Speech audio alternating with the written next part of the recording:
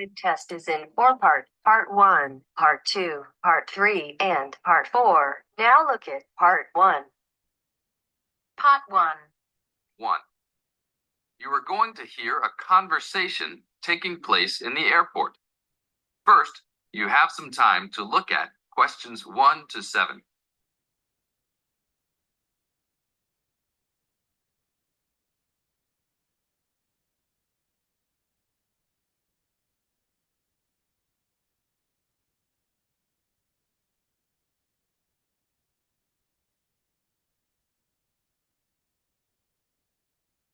Now listen to the tape and answer the questions.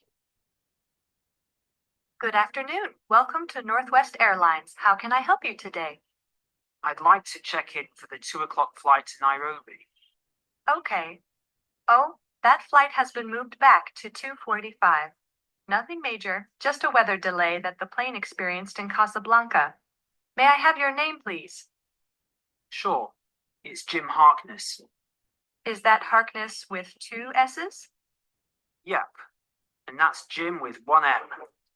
Got it. Oh, I see you're connecting from Beijing. You sure are getting around. Yeah, I'm the director of the Worldwide Fund for Nature in Beijing. I'm going to Nairobi for a conference on conservation planning. Fascinating. Will you have any luggage to check in? Yes, 1 bag, 1 carry-on, and 1 laptop. Fine. Put the bag on the scale, please. We are going to fill out customs forms before departure. Can I ask about the contents of your check-in bag? Sure, it's clothing, personal effects, some gifts, and a few books. Thanks. What seating would you prefer, aisle or window? I'd like a window seat, 3 rows back from those large TV screens if possible. Let me see here. We have 4 rows back. Is that okay? Yeah, I just hate being right in front of those screens. Then I have to watch every dumb movie that comes on.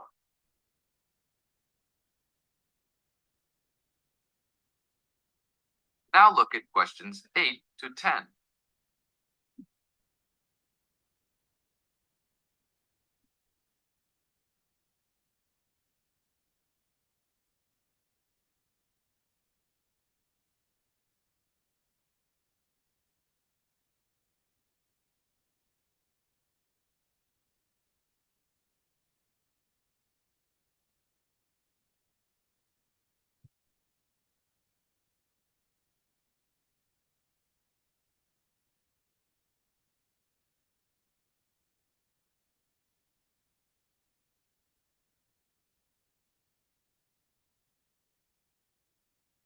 As the talk continues, answer questions 8 to 10.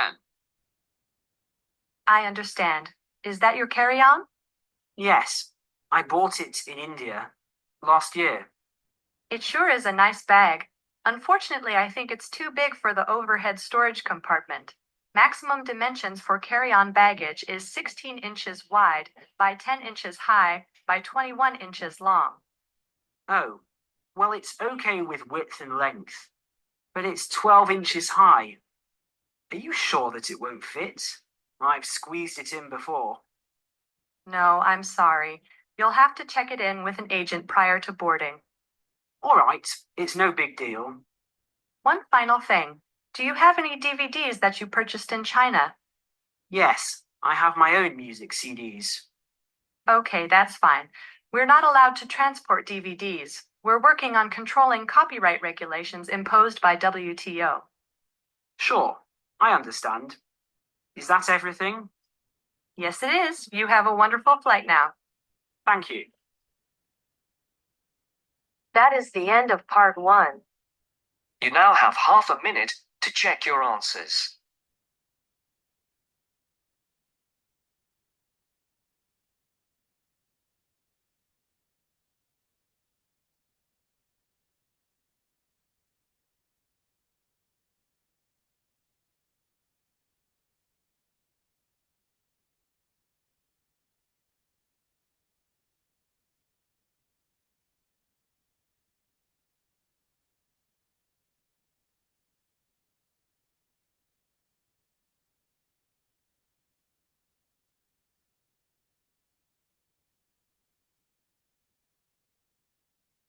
Now turns to part 2.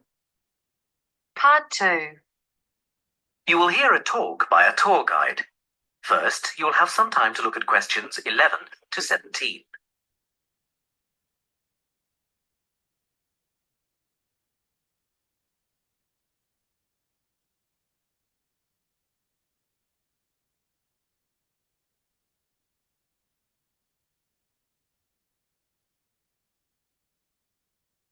Now listen carefully and answer questions 11 to 17. Welcome to San Fernando City Tours. I'm Mark, your tour guide. We have a lot to see in 3 hours, so make sure you're comfortable. We'll be traveling into the historical district first, and then into the town center. After that, it's out to the harbor, and we'll finish up at the lighthouse, just past the harbor. That will take us up to midday, and after that, you're free to do what you want. At the lighthouse, you'll have a chance to visit the tea room and take photographs of the magnificent coastline. Now, as we have only 3 hours, we won't be able to take you around the shopping district, but we think you'd prefer to look around the shops there in your own time anyway. San Fernando has some well-known tourist attractions, the lighthouse, for example, and the National Library. However, the little-known military museum is not to be missed. Be sure to visit before you leave. Now, there's a lot to do in San Fernando. Indeed, there really is something for everyone. For those who love the water, I can recommend a trip on the Seafarer, one of the most famous boats on the San Fernando River. It does an evening trip with a 3-course meal included. It's great fun for everyone, but especially for young people in their teens or 20s. After 9, there's a disco on the boat, and it gets really lively. Then there's a climbing wall near the town center. It's incredibly popular, with a large wall for expert climbers and a smaller wall for novices. There's a junior wall and a creche, so it's a great day out for those of you with kids. And if you like walking, there's some great walking tours. The City Sights tour is highly recommended, as is the walking tour by the coast. But that one's only for the fit, not really suitable for children or the elderly. For more mature people, or those less able to get around, I would suggest a tour around the vineyards. It can be done in the luxury of a coach, and it's a wonderful way to explore the region's wines. Before you hear the rest of the talk, you have some time to look at questions 18 to 20.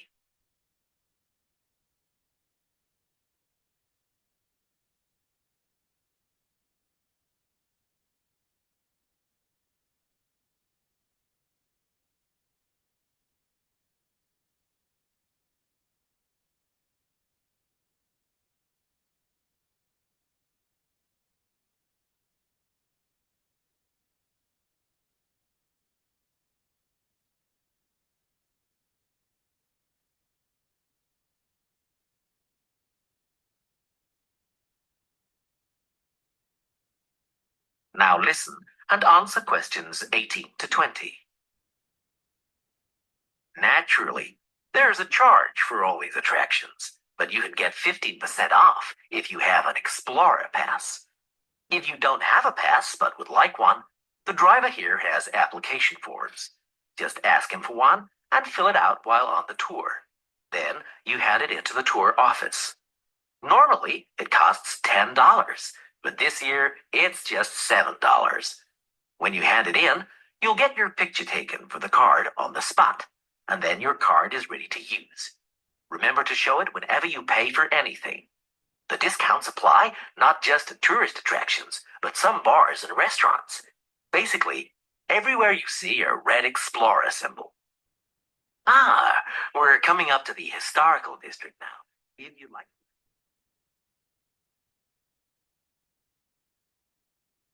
That is the end of part 2. You now have half a minute to check your answers. You now have half a minute to check your answers.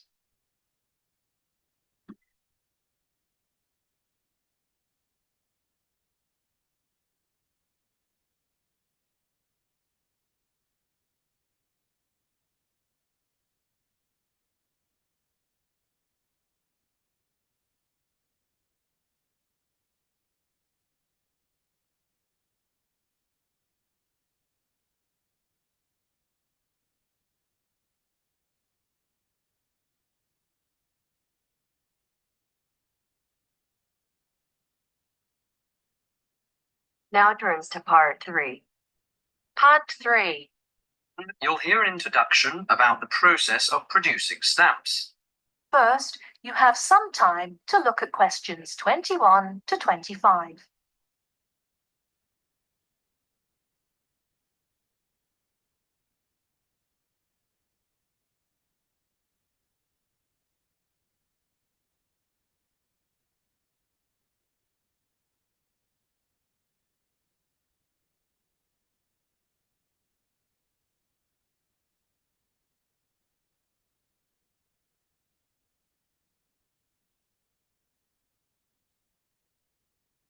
Now, listen carefully and answer questions 21 to 25. Hello, and welcome to this week's edition of Tell Me More, the program where you ask the questions and we provide the answers. And we've had a wide variety of questions from you this week. And the subject we've picked for you this week, in response to your many letters, is the production of postage stamps. And as usual, we've been doing our homework on the subject. So, who designs the postage stamps that we stick on our letters? Well, in Australia, the design of postage is in the hands of Australia Post. In Britain, it's the Royal Mail that looks after stamps, and it seems that both countries have a similar approach to the production process. We discovered, to our surprise, that it can take up to 2 years to produce a new postage stamp. Why is that, I hear you ask? Surprisingly, it can't be all that difficult to design a stamp. In fact, it isn't, but it seems it's a lengthy business. Firstly, they have to choose the subjects, and this is done with the help of market research. Members of the general public, including families, are surveyed to find out what sorts of things they would like to see on their stamps. They are given a list of possible topics and asked to rank them. A list is then presented to the advisory committee, which meets about once a month. The committee is made up of outside designers, graphic artists, and stamp collectors. If the committee likes the list, it sends it up to the board of directors, which makes the final decision. Then they commission an artist. In Australia, artists are paid $1,500 for a stamp design and a further $800 if the committee actually decides to use the design.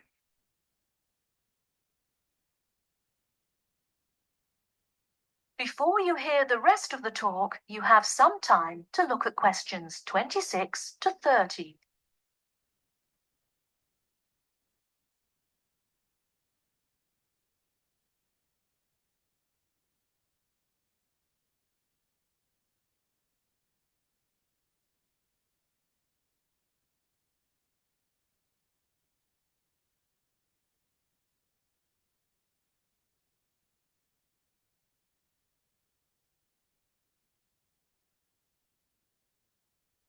Now listen and answer questions 26 to 30. So there's a possibility that a stamp might be designed, but still never actually go into circulation. So what kind of topics are acceptable? Well, the most important thing is that they must be of national interest. And because a stamp needs to represent the country in some way, characters from books are popular, or you often find national animals and birds. So, of course, the kangaroo is a favourite in Australia. With the notable exception of members of the British royal family stamps, no living people ever appear on Australian or British stamps. Every year, the Royal Mail in Britain receives about 2,000 ideas for stamps, but very few of them are ever used. One favourite topic is kings and queens. For instance, King Henry VIII, famous for his 6 wives, has recently appeared on a British stamp together with a stamp featuring each of his wives. But despite the extensive research which is done before a stamp is produced, it seems it's hard to please everybody. And apparently all sorts of people write to the post office to say that they loved or hated a particular series. The stamp to cause the most concern ever in Australia was a picture of Father Christmas surfing at the beach. And when you consider that the practical function of a stamp is only as a receipt for postage, I think perhaps the importance accorded to stamps has got out of all proportion. Well, that's all for today. If there's a subject you want us to tell you more about, drop us a line at. That is the end of part 3. You now have half a minute to check your answers.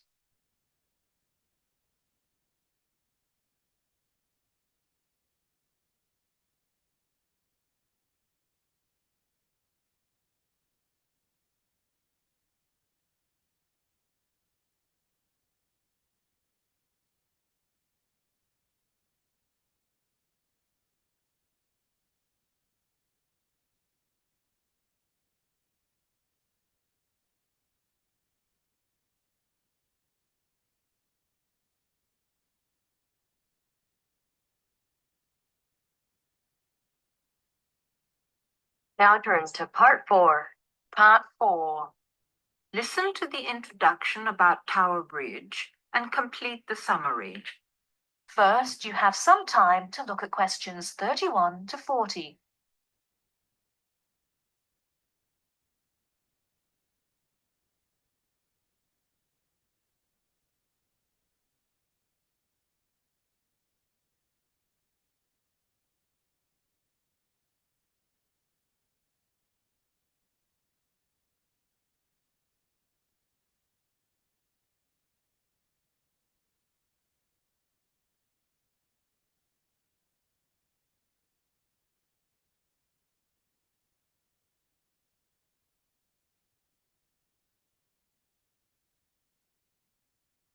Now, listen carefully and answer questions 31 to 40. Tower Bridge is located in one of the most interesting parts of London. On either top of the tower, you can get a bird's eye view of the wonderful scenery all round Tower Bridge. On its south side are many tall old buildings. On its north side stands the Tower of London itself. But Tower Bridge, the first bridge over the Thames, as you travel to London from the sea, is the most famous of them all. Although they look the same age, the tower is almost 1,000 years old, and Tower Bridge, which was built in the 1890s, is just over 100. Because of the tall ships up and down the Thames, it was proposed in 1850 that a bridge across the Thames near the tower was most necessary. However, the designers argued about the new bridge for about 30 years. They took so long because they had two big problems. One is that the new bridge must look like the old tower, and the other is that the bridge must not look like a modern bridge. They made it look like the old tower, so everyone was happy. Besides, the most surprising thing about Tower Bridge is that it opens in the middle while big ships are going through to the Pool of London. If you're lucky enough to see the bridge with its two opening arms high in the air, you'll never forget it. The bridge took 8 years to build and cost £900,000, a lot of money in those days. But it was a wonderful success and became a famous tourist attraction in London on the day when the bridge was completed. 100 years ago, the Thames was once London's busiest traffic route, so that the bridge opened at least 12 times a day. Today, big ships don't go so far up the Thames. Tower Bridge opens perhaps only twice a week, but the same wonderful machinery is still in good condition. Green, yellow, and red, the colourful wheels and engines look smart and new, not 100 years old. They still lift the two heavy opening arms, each 1,000 tons, leaving 70 meters for the ships to go through. And they still can open and close the bridge in 1.5 minutes. Things are changing greatly now at Tower Bridge. The horses that used to help with pulling have gone, and so have the tugs, but they're no longer necessary. The walkways from one tower to the other at the top of the bridge were closed years ago because so many people jumped off them into the Thames, which is said to open again soon.